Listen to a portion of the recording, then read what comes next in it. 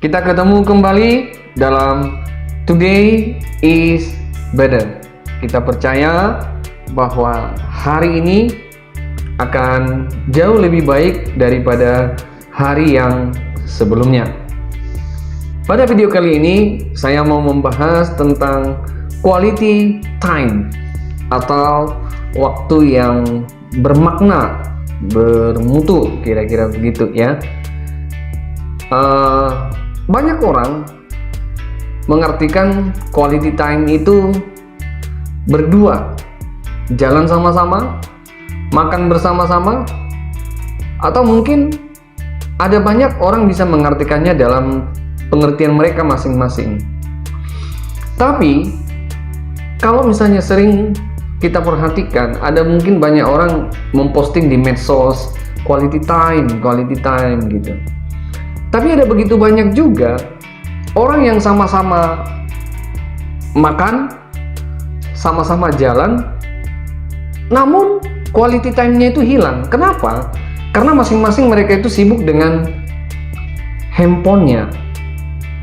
Saya pernah melihat begitu di satu tempat makan, ngumpul satu keluarga makan, tetapi mereka sibuk dengan handphonenya masing-masing.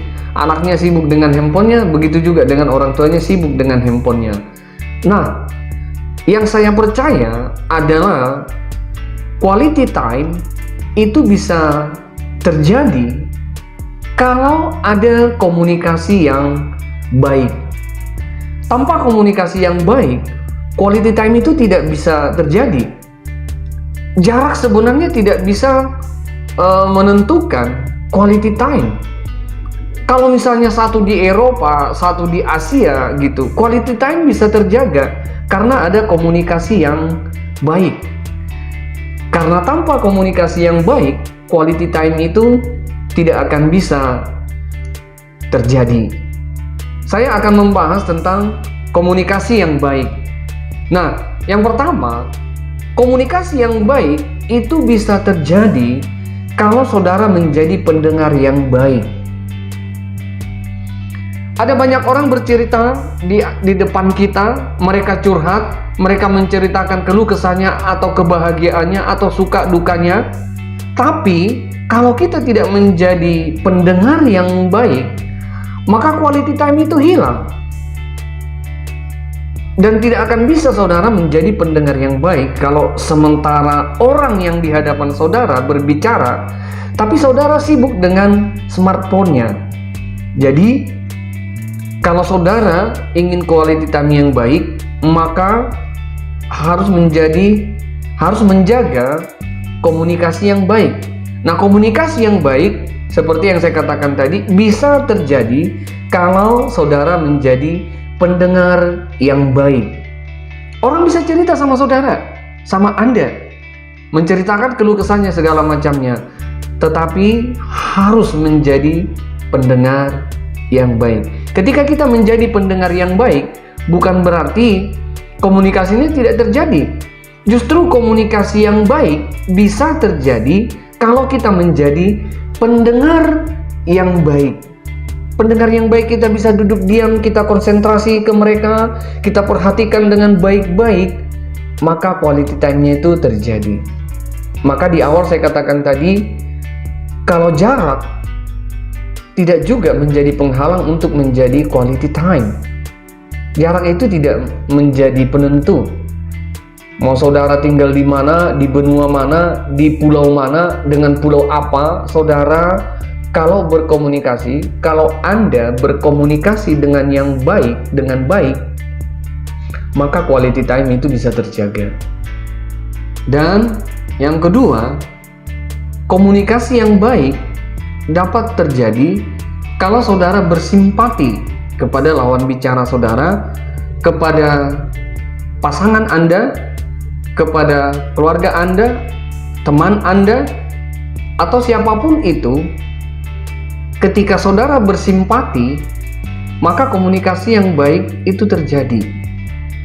Ketika dia menyampaikan keluh kesahnya, saudara mencoba untuk bersimpati, ikut merasakan apa yang sedang dia rasakan, ikut memahami, dan saudara menempatkan diri di posisinya, sehingga itu membuat komunikasi yang baik. Nah, saudara, komunikasi yang baik di awal tadi, saudara tidak perlu harus banyak ngomong begitu. Kita diam dan kita bersimpati.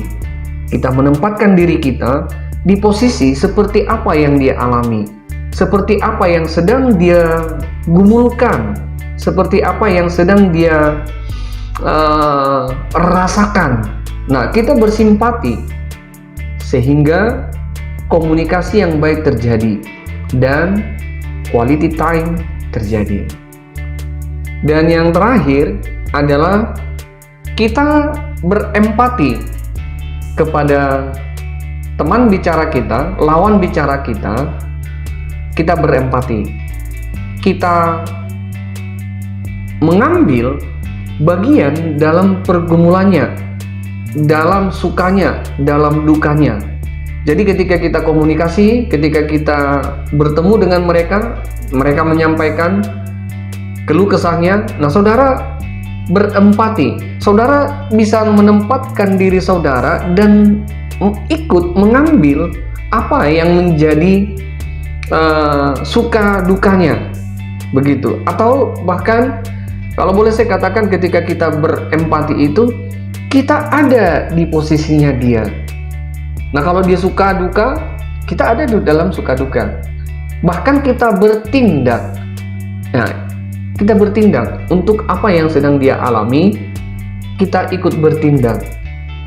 Nah, kalau misalnya apakah itu duka atau suka, kita ada di sana dan kita bertindak selayaknya apa yang harus kita lakukan atau yang dia lakukan. Nah, dengan demikian quality time itu terjaga sebenarnya lewat komunikasi yang baik. Komunikasi yang baik bisa terjadi karena ada 3 tadi. Kalau saudara menjadi pendengar yang baik, saudara bersimpati, dan saudara berempati. Dan bahkan tidak jarang, kalau misalnya dia di dalam keadaan duka, luka, teman saudara, kekasih saudara, sahabat saudara, atau siapapun itu, ketika saudara mungkin memberikan dia sebuah pelukan hangat, maka dia merasakan kekuatan yang baru. Nah, dengan demikian quality time itu terjaga, komunikasi yang baik itu terjaga. Sampai ketemu di video selanjutnya dalam Today is Better.